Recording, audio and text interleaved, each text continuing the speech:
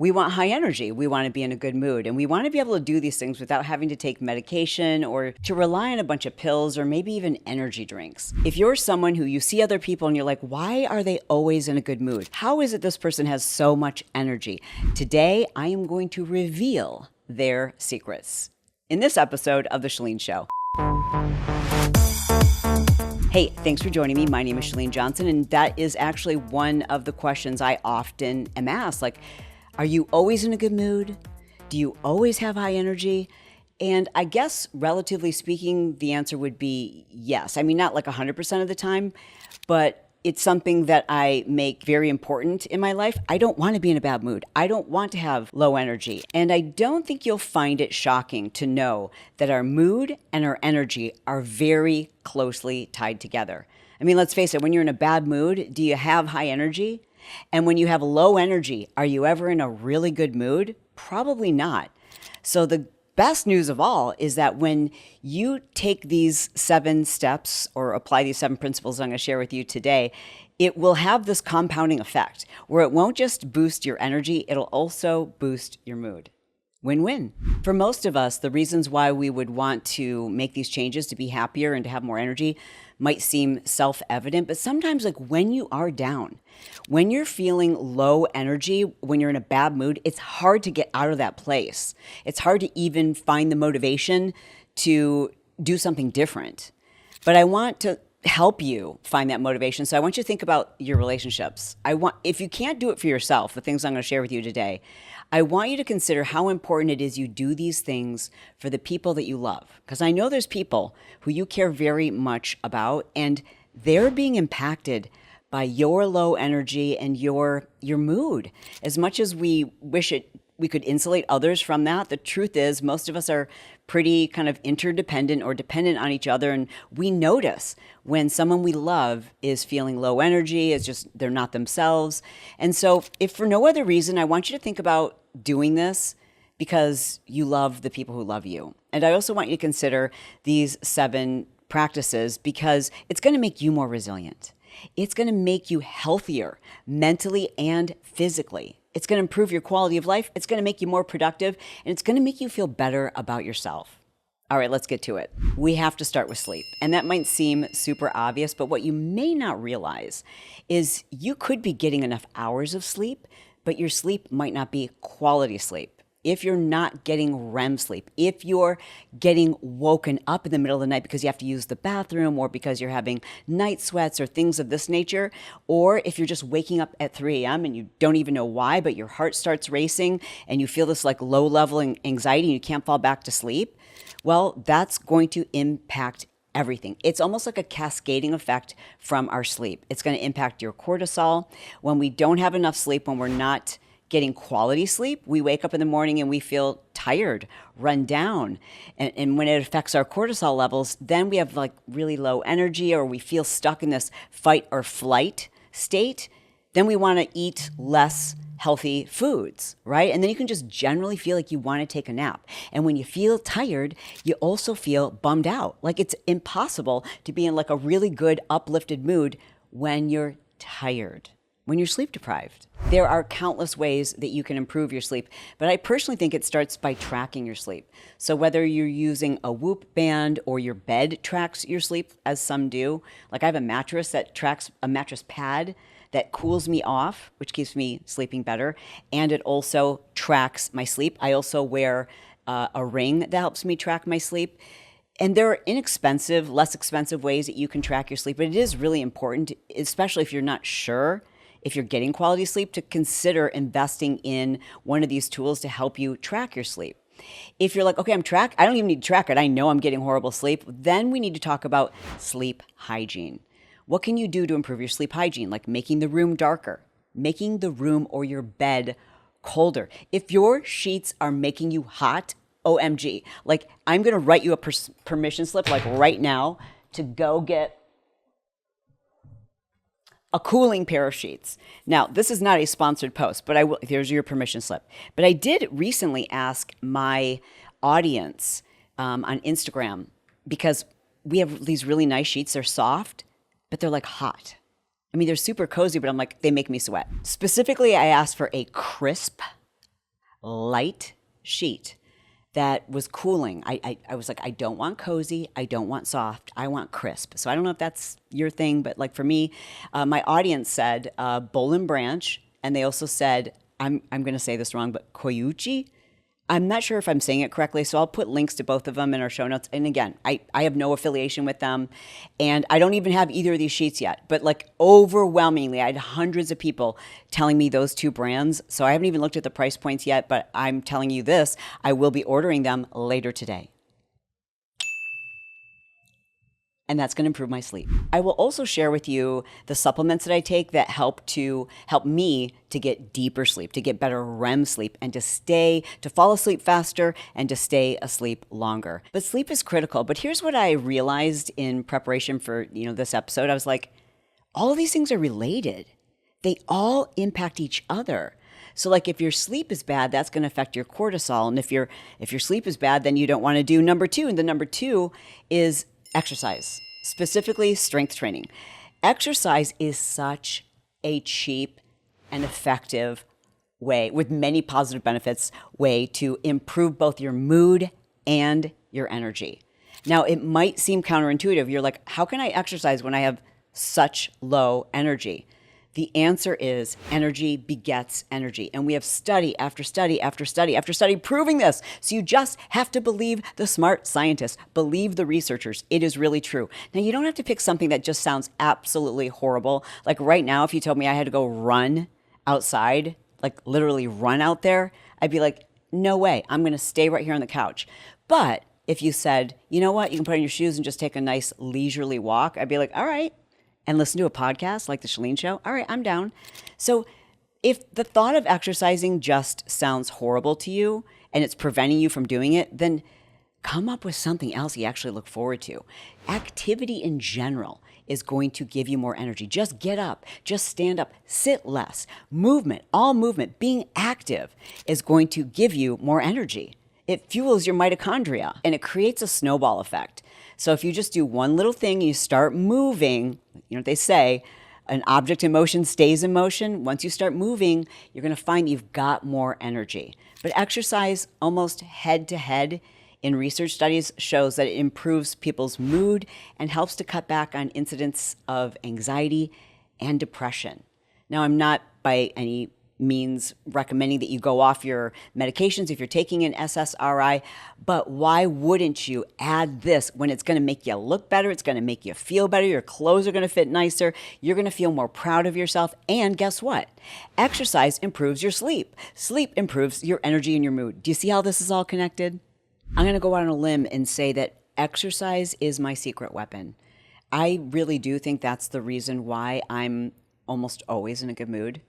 And how I get myself out of a bad mood when I'm in a bad mood. I will just go and move my body. I always say, listen, this is my quote. I need credit for this quote. I said this first. Only exercise on the days you want to be in a good mood. I don't exercise to like necessarily change my physique. I exercise so that I don't kill someone. Like there are days, I'm a human being, where my tolerance for stupidity, my tolerance for incompetence, my intolerance for people who have no common sense is so low. Like it makes me an unpleasant person. In my mind, I like want to choke someone when I encounter that. And I know that's, whatever, I'm not proud of it, but that's how I feel. Like sometimes my tolerance for those kinds of situations is so low, but I have a lot more tolerance and a lot more patience for the world when I get to exercise. And frankly, I'm like mentally, I'm dependent upon it. Like, yes, there's so many physical benefits, but mentally, it is such a mood regulator for me. It gives me patience. It gives me everything that I need for more energy and to be in a better mood. So you should try it. Okay, now this is one that like a lot of people don't even know about, but it's like a secret weapon. So this is like a bonus point. Subscribing to the Chalene Show here on YouTube, it's like an instantaneous mood and energy boost. And it's free and it's legal. So if you haven't already, like, smash that like button, as they say. Leave a comment. But most importantly, please make sure you're subscribed because that's going to really boost your mood and your energy. All right, on to the next one. Number 3 is eating as few processed foods and junky ingredients as possible. And that includes, drinking them too. Obviously, I'm a big believer in you got to live your life, right? I don't want you to get crazy about this kind of stuff. And I think sometimes we can take it too far. Like literally, this is a true story. I heard a biohacker the other day say that he would be more likely to smoke a cigarette than to eat French fries. And I'm like, dude, really? Really? Like, come on. I want you to be a human, but I also want you to be aware of how food makes you feel. Food is the most elegant and beautiful medicine that we have. We can heal our bodies or poison our bodies by what we put into it, right? Like, we know this to be true. So as much as possible, without driving yourself crazy, I just want you to look at the things that you buy and ask yourself, how processed is this? How many ingredients are on the back of this thing that I don't even recognize them? How much more, instead of eliminating food, I want you to think about incorporating more foods that are unprocessed, like more, meats and cheeses and fruits and vegetables and things that this is how they came to the earth, right? So things that don't have to go into a factory and add a bunch of additives and chemicals and ingredients in order to be manufactured. So consider what it is you are eating and drinking, because those things, you know this to be true. When you eat garbage, you feel like garbage. When you drink garbage, whether it's alcohol or just even like sugary drinks, you feel like garbage because it doesn't fuel your mitochondria, the powerhouse to the cell. Like, that's where energy is. Adenosine triphosphate, ATP. Like, that's the source of our energy. That's what our bodies take from when we need a burst of energy. And if you're not giving yourself the nutrients that you need, then you're not going to have the energy that you desire, which is going to make it harder for you to get up and exercise, which then makes it harder for you to see how it all relates. It's all connected. Next up is morning sunshine. And this is one that I think we underestimate how important it is. I know I did, because I was always like, morning, I don't like going out in the sun. I don't like being in sunshine.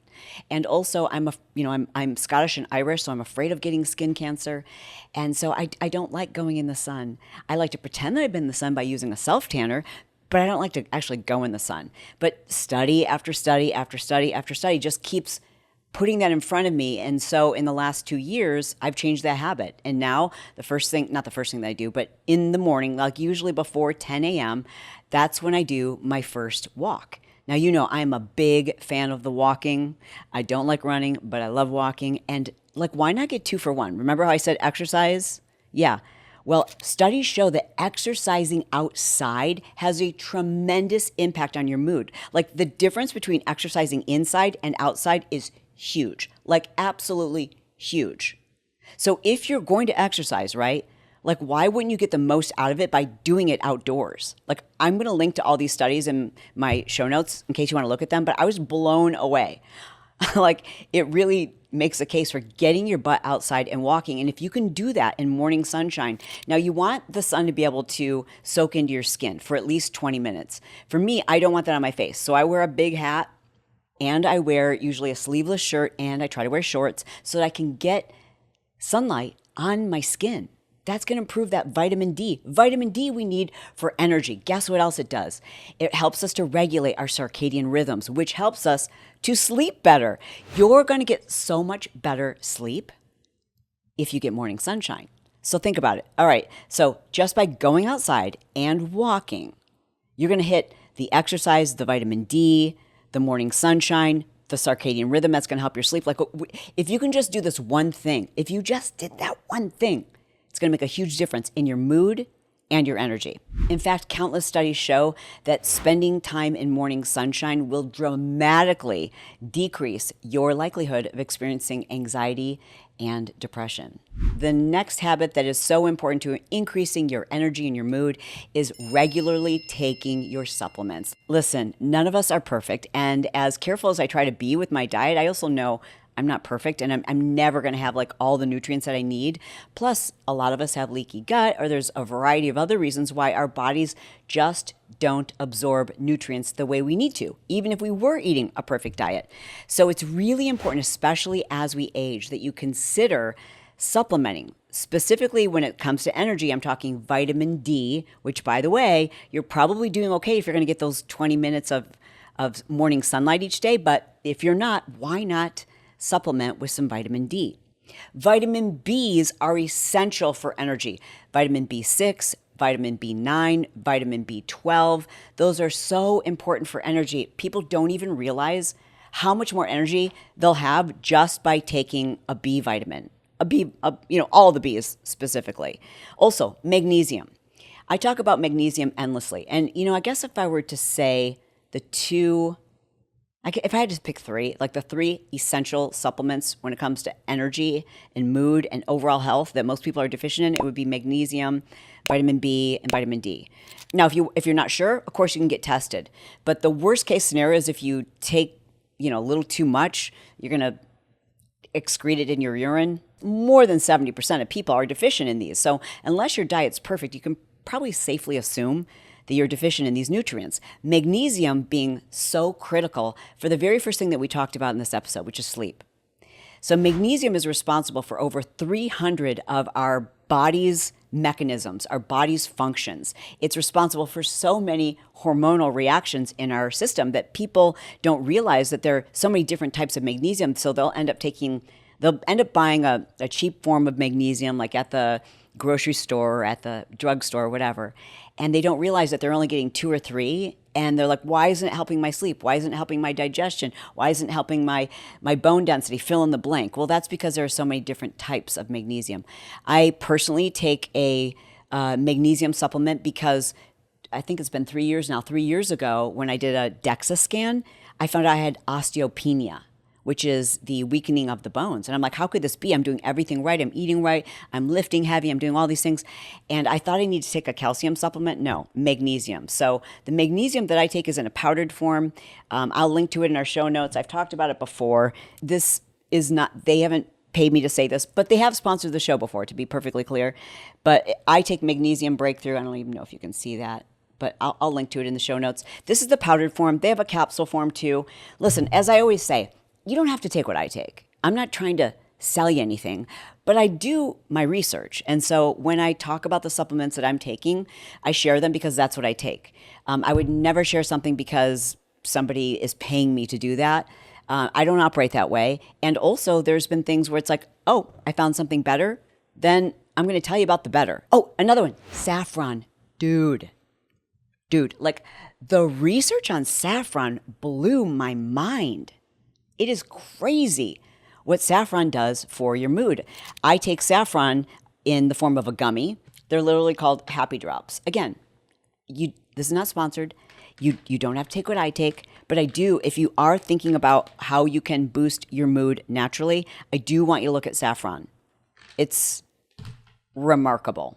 And your doctor's never going to tell you about saffron. Your doctor's going to tell you about an SSRI because they get paid by the drug companies. Sorry, not sorry. The next thing you need to do to dramatically improve both your mood and your energy, because remember, they're tied together, is to actively work on reducing your cortisol. Now, cortisol is the hormone that our body produces.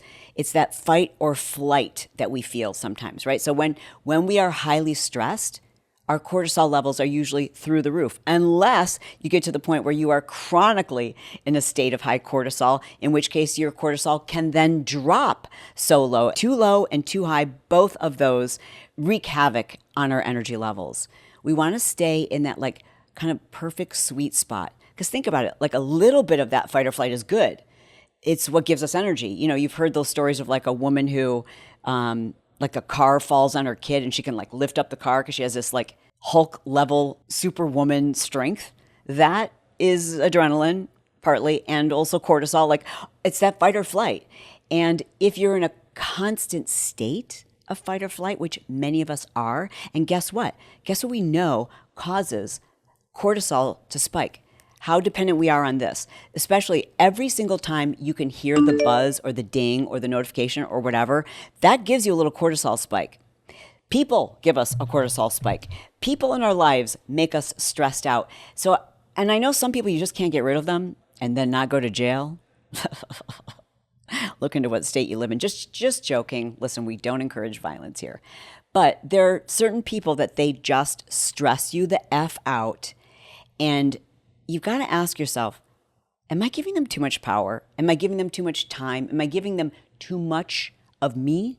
And how much control do I really have? Like sometimes it's someone we work with and there's like nothing we can do about it, or it's someone who's in our family and there's really, it's like I can't get rid of them legally. But can you reframe it? Are you saying yes to things that are giving that, maybe it's a friend or a coworker who you're giving them too much, like you're letting them stress you out. You're saying yes to things that you shouldn't be saying. You're not establishing boundaries. You're not saying no when you should be saying no, and you're letting them get into your brain. You're letting them stress you out. You're involving yourself in their problems. You're making their problems your problems. That's what I had to do. Personally, when I was experiencing very high cortisol, I realized I was trying to fix a lot of other people's problems. And if I'm being honest, I was doing that not because I'm like Mother Teresa, but because it made me feel better than them, which is not like something I'm proud to admit, but I really had to peel it away and go like, why am I so almost like addicted to helping this person and that person and always helping like the wounded bird? Like, why? Why do I always have to champion that, right? And so I'm just like getting really honest with you right now. And that's really what I realized is like, oh, I'm doing that to like make myself feel better, but it's actually making me feel worse. It's making me feel more stressed. It puts me in this state where I constantly feel like I have to fix other people's problems. And when I finally had that realization, I had to put it on paper and I made a list of the names of some of the people who I had to like still love them, still pray for them, still, think they're amazing, but not give them so much of me. And it was me. It was my decision. And I had to put their names on paper and I had to like specifically write down like the things I was just going to let go of and let them be. And it was crazy how much that decision decreased my cortisol. So I don't know what it is. There's lots of ways to decrease your cortisol. If what I just shared with you is not something that's not what's stressing you out, then look at other ways to decrease your cortisol. There's so many things you can do to reduce stress. The obvious things like take a bath, go for a walk, get better sleep. Like all the things I've talked about so far are all going to decrease your cortisol. I told you, it is so interconnected, it's insane. And the good news is it's like a waterfall effect. So when you start doing a few of these things, you're going to feel that waterfall effect. And it's just going to give you so much more energy and you're going to be a much happier person. Okay, lastly, when it comes to your mood and your energy, this one is probably going to surprise you. I haven't heard many experts talk about it, but it's huge. And that is having a reason to wake up. Like you can call it a purpose, but like purpose sounds so grand, right? And then people are like, wait, I don't know what my life's purpose is. Like you're supposed to, have this grandiose revelation where you're like, oh, my purpose is da da da da. Like, and it's going to be so huge and it's what people are going to put on your tombstone. It's what people are going to talk about at your funeral. No, like stop thinking about purpose as being that big and just ask yourself like, why do people like me? How can I help people? Like, what makes me useful to others? That's what purpose is. It's like, what can I wake up and be excited about? And sometimes purpose is just found in ways that we can improve ourselves. Like just waking up and saying, like, I'm excited today because I'm going to stretch myself. I'm going to do something new. And I'm going to share with you something that I'm doing right now that it's making me wake up every single day in the best possible mood. And I never thought that this would be the case. I'll get to it in just a second. Don't let me forget, okay? But first, I want to tell you that there have been incredible studies. In fact, a meta-analysis from 2023 found that just having a sense of like what you're supposed to be doing each day dramatically improves people's level of happiness and decreases levels of anxiety. We know this to be true. So often when people are, nearing retirement or they do retire, you hear about people who are like, I lost my drive. I lost my will to live. This is when people start drinking more. It's when they become reclusive and staying in their homes. And we often find that people who are elderly, I don't even know how you define that, but like when people stop having something to wake up that they are excited to do, you lose your energy. You lose your love of life. And you're like, why am I even here? But when you have purpose, which every single one of us do until the day that God says, hey, I need you up here. Like every single day of your life, you have purpose. No matter how small that might feel, there's something that you're meant to be doing that day. And it will improve your mood. Like when you wake up each day and you're like excited to do something, it puts you in a good mood. It's like having something to look forward to. Think about the last time when you were excited about going on a vacation or seeing some friends or buying a new outfit or whatever it is. When you have something to look forward to, that puts you in a good mood. And what does that do to your energy? I used to use this trick all the time when I was teaching fitness classes. So I would teach like an hour-long, super high-intensity HIIT workout that was just, it was humanly impossible to have more energy after I finished that hour, but I didn't have a choice because I would often have another class right after it, another full hour workout in front of 50 to 100 people. So I had to have energy. So I developed these little tricks that I would use. And I would, before I went to go teach my first class, I would think, okay, so what is something I'm really looking forward to? Sometimes it would be a vacation. Sometimes it was, I knew I was going to be going out to dinner that weekend. Sometimes it was something as little as I knew I was going to, go shopping later. Whatever it was, I would just always think of something that made me happy. I remember thinking about the fact that I'm getting married soon. That was a long time ago. Or we're going to start to plan our family, like little things and big things. I would just think of something and I would hold on to it because it would put me in such a good mood, and I would flip to that thought every single time I started to feel my energy drop, and then it would put me in a good mood, and that good mood gives you high energy. So have something each day that you're excited about. For me currently, I said I would share this with you, and it's also kind of like a bonus, right? So I've gone over the 7 things that I've done, but this is I guess you would say this is the bonus. This is the number 8. And I think some of you are not going to want to hear this, and I get that. But one thing I'm really excited about right now, that every day right now I've been waking up and just in such a good mood over this, is the fact that I've given up alcohol. And I did an episode about that. You can check it out. I'll link to it below. I was one of those people that when other people would say that, I was like, oh, why would you do that? Alcohol makes me happy. Alcohol makes me, I don't have a problem. I like to enjoy a glass of wine. I really like it, and I don't have a problem, all those things. And so whenever I would hear anyone else talk about it, I was like, ew. First of all, I'm never going to go out to dinner with them. Boring. I don't have anything in common with them. I don't want to hear anything they have to say. They probably had a problem, or they're a stick in the mud, or, all the things. But now looking back, and I realize that was, and so if that's you right now, and I hate to say this, but let me just say it. That is indicative that there's a dependence there. And I'm not saying a physical dependence. It might be a mental dependence. For me, it was definitely a mental dependence. I just thought that was my treat. That's what I get to look forward to when I go out to dinner. But really it was the ritual. Anyways, I'm not going to go into all of that because I don't want that to be my whole personality. And I remember how annoyed I was to hear other people talking about that, and I was like, no, I'm happy with my cocktail. So I'm not going to annoy you. I'm just going to if that's something you're at all interested in, drop a comment below this episode and just let me know what questions you have. Anything. Anyways, I would be a hypocrite if I didn't tell you, and it's only been 3 weeks, so I'm certainly not an expert, but I am shocked how much more energy I have. I'm shocked. And it wasn't I was a heavy drinker, but we were doing it too often, and I'm shocked at how much more energy I have. I'm shocked. And it shouldn't shock me because here's what I've learned. Alcohol disrupts your body's ability to absorb nutrients. Alcohol disrupts your sleep. It impacts your brain chemistry. Whether we realize it or not, the next day we have a low level of anxiety. Maybe it's just anxiety thinking to yourself, why did I do that again? Or why did I drink? And it increases our dehydration. So when you're dehydrated, you've got low energy. When you got low energy, you're in a bad mood.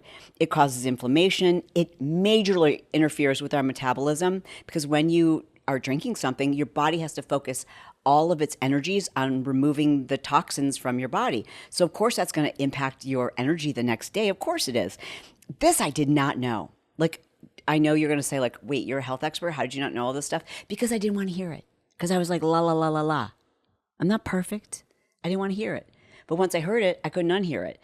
And realizing what it does to leaky gut and your gut brain axis, I'm blown away at how many things I was ignorantly, blissfully staying ignorant because I didn't want to hear these things because it was like, I really don't want to give it up.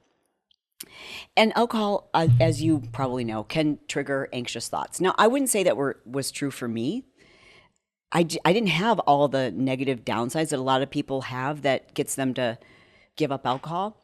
Anyways, I don't want to intimidate you with any of that talk. I just want you to know that if you have low energy, don't discount that one. Because remember how I said all these are interrelated? Wow. That last one, that bonus one, alcohol, it impacts every single one of the previous 7 that I just gave to you. So consider it, something to consider. And if you want to know more about it, in kind of like a no judgment kind of, because maybe it's just about cutting back for you, right?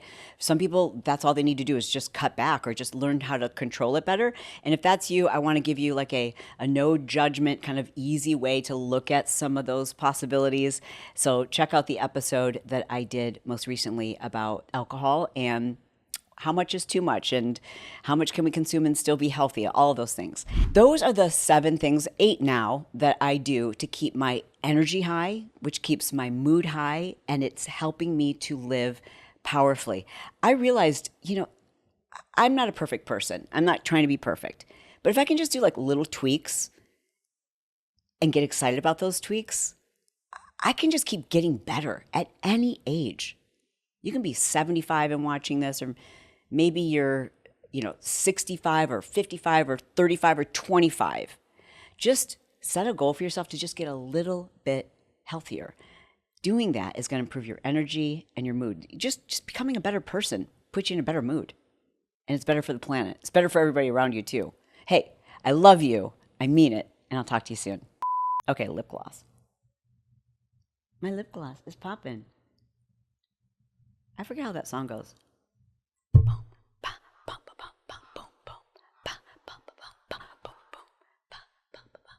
My lip gloss is popping. I don't remember any other lyrics. Oh yeah, that's right. What you know about me? What you know about me? They say my lip gloss is popping. My lip gloss is cool. My lip gloss. Oh my gosh, that's so funny. I forgot this song.